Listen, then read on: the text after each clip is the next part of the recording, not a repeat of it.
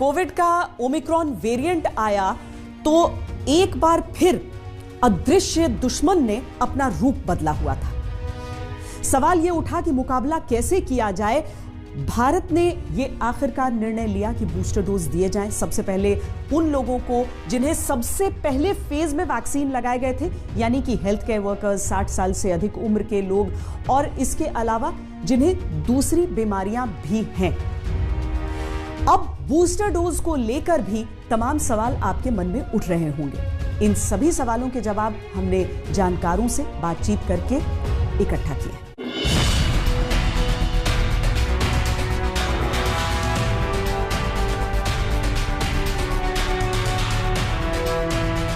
दो 2021 की शुरुआत में देश में 45 साल तक की उम्र वालों को कोरोना वैक्सीन देने की शुरुआत की गई। इसके बाद उम्र घटाकर की गई 18 साल, जो अब 15 साल होने जा रही है। लेकिन तीसरी लहर के खतरे से पहले बूस्टर डोज की चिंता ने घेर लिया है। क्या ओमिक्रॉन से बचने के लिए बूस्टर डोज जरूरी है? क्योंकि देश के लोगों के मन में ऐसे ही सवाल हैं। आपने 2 डोजेस वैक्सीन लिए हैं? यस, लिया है। ये 3rd डोज जो सरकार देने वाली है सीनियर सिटीजन्स को, क्या आप लोगी? यस, हाँ, अब लेगा। तो आपको लगता है कि ये डोज लेने से बेटर होगा? हाँ, वही तो सोचता है, ठीक ही होगा। तो अभी आप सफरिंग कमती होगा, हमको मालूम है वैसे ही। ओमिक्रॉन से तीसरी लहर का खतरा बढ़ता जा रहा है। अंदेशा है कि जनवरी के अंत तक बड़े पैमाने पर केस बढ़ भी सकते हैं। देश के 20 जिलों में तो संक्रमण दर 5 से 10% के बीच है।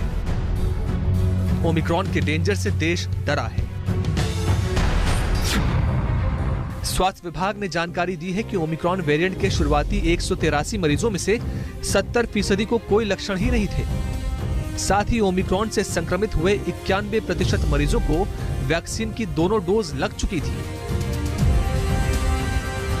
यही वजह है कि बिना लक्षण वाले और वैक्सीन लग चुके मरीजों के संक्रमित होने से डर का माहौल है। इन दिनों पूरी दुनिया चिंताओं के इसी दुष्चक्र से घिरी है। दुनिया में तेजी से वैक्सीनेशन हुआ है। भारत में वैक्सीन लेने लायक उम्र वाली 61% आबादी का वैक्सीनेशन हो चुका है। लेकिन पहली डोज ले चुके 10 करोड़ से ज्यादा लोगों को वैक्सीन की दूसरी डोज नहीं लगी है। WHO ने पहली बार कहा है कि फिलहाल हाई रिस्क वाले मरीजों को बूस्टर डोज दी जा सकती है। अमेरिका सहित यूरोप के कई देशों में बूस्टर डोज दी जा रही है। अब भारत सरकार ने भी वैक्सीन की बूस्टर डोज देने का ऐलान कर दिया है। मोदी सरकार ने इसे प्रिकॉशन डोज का नाम दिया है। देश में स्वास्थ्य कर्मियों और 60 साल से ऊपर वाले गंभीर बीमारी से पीड़ित लोगों को 10 जनवरी से प्रिकॉशन डोज दी जाएगी। देश के हेल्थ सेक्टर में 1 करोड़ हेल्थ केयर और 2 करोड़ फ्रंट लाइन वर्कर हैं। वहीं नेशनल स्टैटिस्टिकल ऑफिस के मुताबिक देश में 13 करोड़ 80 लाख 60 साल से ज्यादा उम्र वाले बुजुर्ग हैं। इनमें कितने बुजुर्ग गंभीर बीमारियों से ग्रसित हैं, इसका अनुमान लगाना मुश्किल है। विशेषज्ञों का कहना है कि बूस्टर डोज दी जानी चाहिए। ये ओमिक्रॉन के खिलाफ 57% ज्यादा सुरक्षा देती है। बूस्टर डोज आ जाए तो बहुत अच्छा होगा, specially for the protection of the health care workers and front line workers. और ये तीसरी बात जो एल्डरली और कोमॉर्बिडिटी वालों को भी मिला है, ये भी अच्छा है।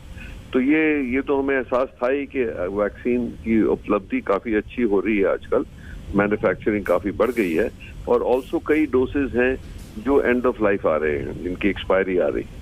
सो सबको मिलाते हुए ये कंसिडर्ड डिसीजन लिया गया जो प्राइम मिनिस्टर ने अनाउंस किया। ये बहुत बोल्ड और अच्छा स्टेप है। I would say get boosters for the high-risk people.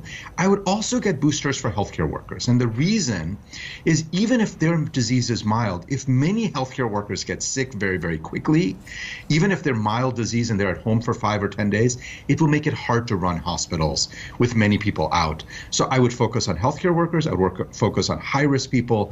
I would get them a booster. I don't think at this point, with limited supply, I don't think everybody else needs a booster right away. Again, if we have plenty of vaccines, there's no downside. We should probably get boosters for everyone else. But I would make that a second priority. Vaccine के प्रति अभी देश के लोगों के मन में भ्रम और भय की स्थिति है। उनको डॉक्टरों की यही सलाह है कि मन से हर तरह का भ्रम निकालकर वैक्सीन जरूर लें, क्योंकि कोरोना के नए वेरिएंट से बचने का यही एक सुरक्षित तरीका है।